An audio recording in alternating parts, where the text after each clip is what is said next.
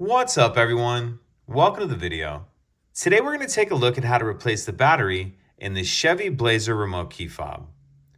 This Blazer key fob is going to use replacement battery CR2032, and I'll put a link in the description box of this video to where you can purchase these replacement batteries if you're in need. The other thing I'm going to be using in order to get the remote open is a quarter.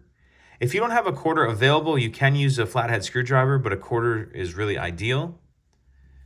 So if we grab our key fob and we take a look down here on the key ring, near the key ring, on the one side we see this notch right here. What I'm going to do is grab my quarter and I'm going to put it in the notch like that. As you can see, it fits in there perfectly. Once that quarter is in that notch like that, then I'm just going to twist the quarter.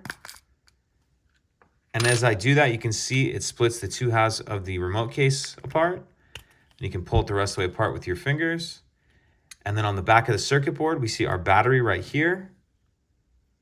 What I'm going to do is just slide the battery out of that holder. And then I'm going to grab the new battery. And we want to make sure that we're installing that with the plus side up. Plus side up. Slide it in that holder.